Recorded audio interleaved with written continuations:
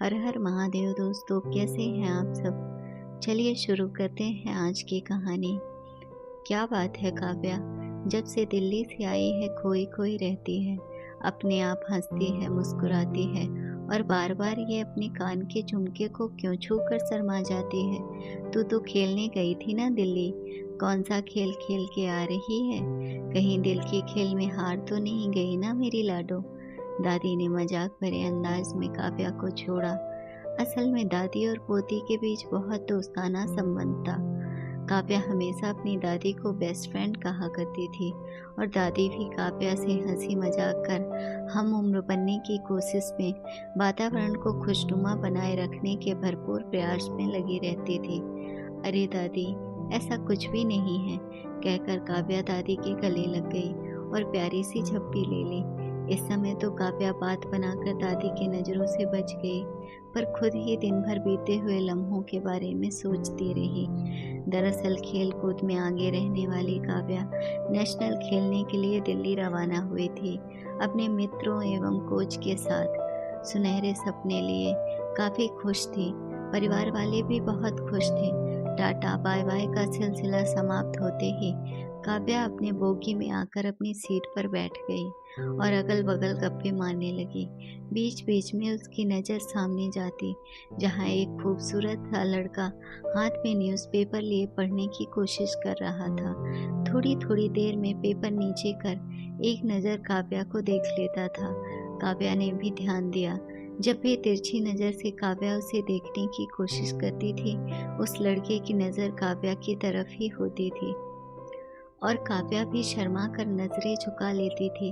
रास्ते भर यही सिलसिला चलता रहा। न चाहते हुए भी काव्या उस शर्मीले लड़के की तरफ आकर्षित हो रही थी। उसका शर्माना, काव्या से नजरें मिलते ही नजर झुका लेना उसे बहुत भा रहा था। दिन भर का सफर इन्हीं आंख मिचौलियों के बीच कट गया। शाम होते ही एक स्टेशन आया। ट्रेन की गति धीमी हुई और अपना बैग पीठ पर टांगते हुए वो अनजान लड़का काव्या के बगल से पार होते हुए धीरे से बोलता हुआ, आप इस झुमके में बहुत सुंदर लग रही हैं, नीचे उतर गया। पूरे समय काव्या के कानों में उस लड़के की आवाज़ गूंजती रही और एक सुखद अनुभव होता रहा। वो कभी अपने कानों में पहने झुमके को छूती और कभी खुद को और अधिक सुंदर समझती। सारा रास्ता इन्हीं कल्पनाओं में बीत गया। काव्या को दिल्ली से लौटे करीब एक हफ्ता हो गया। इस बार काव्या के मस्तिष्क में खेल से ज़्यादा उस लड़के का खुमार छाया था। अरे कुछ तो बोला होता, अपना एड्रेस ही बताया होता। बेवकूफ़ कहीं का, काव्या बड़बड़ा रही थी। कौन बेवकूफ़ लाडो, तू होगी बेवकूफ़, मैं तो सयानी हूँ सयानी, दादी ने मजाक के अंदाज में कहा। समय बीतता गया, महीने साल गुजर गए। काव्या वो झुमका बहुत सहेज कर रखती, मानो बहुमूल्य खजाना हो, और जब भी कोई विशेष समारोह में जाना होता, काव्या झट से वो झुमका पहनकर तैयार हो जाती है। घर के सभी लोग बोलते भी, कुछ और पहन ले काव्या, ये पुराना हो गया है। काव्या का वही रटा रटाया जवाब होता, इस झुमके के पहनने से मेरी सुंदरता बढ़ जाती है। कभी कभी काव्या की मम्मी बिटिया को चिढ़ाया भी करती थी, इस गलतफहमी में कौन डाल दिया तुम्हें, और काव्या को उस अनजान लड़की की याद आ जाती। पढ़ाई पूरी होते ही काव्या की शादी की बात होने लगी। काव्या को कैसा लड़का चाहिए ये किसी को समझ में नहीं आ रहा था, क्योंकि कितने लड़कों को काव्या ने कुछ न कुछ कमी बताकर मना कर दिया था। घर में थोड़ा तनावपूर्ण स्थिति बनती जा रही थी। एक दिन तो मम्मी ने काव्या से स्पष्ट रूप से पूछ लिया, कोई लड़का पसंद हो तो बताओ, या शादी नहीं भी करनी है तो भी खुलकर बता दो। काफी सोच विचार कर काव्या अपनी बेस्ट फ्रेंड दादी के पास गई और बोली, दादी आज आप मुझे एक सलाह दीजिए, दादी बनकर नहीं, एक दोस्त बनकर। हाँ लाडो, बोल तो क्या बात है। और काव्या ने पूरा वाकया दादी के समक्ष खोल कर रख दिया और मचलते हुए बच्चे की भांति बोली, मुझे क्या करना चाहिए दादी, प्लीज आप भी मेरी हेल्प करो। दादी पूरा वाकया सुनने के बाद बोली, देख लाडो, जब तू दिल्ली से वापस आई थी तभी मुझे तेरे चेहरे की चमक और तेरा खोए रहना, इस झुमके के प्रति तेरा प्यार देखकर मुझे ये तो समझ में आ गया था कि अब मेरे लाडो जवानी के दहलीज पर कदम रख रही है। फिर भी मैं निश्चिंत थी।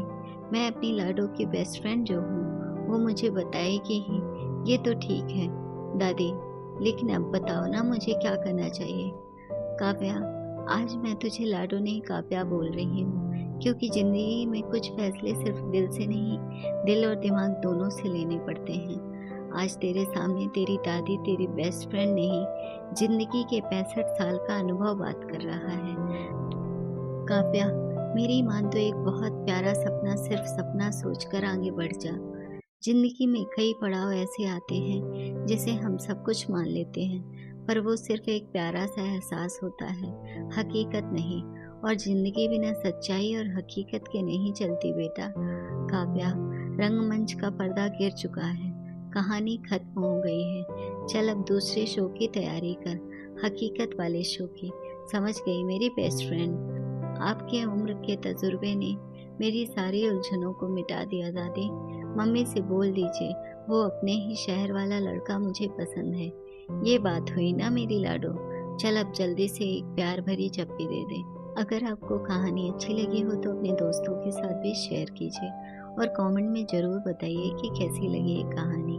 और हाँ, ऐसे ही अच्छी अच्छी कहानियों के लिए चैनल को सब्सक्राइब करना ना भूलें। धन्यवाद।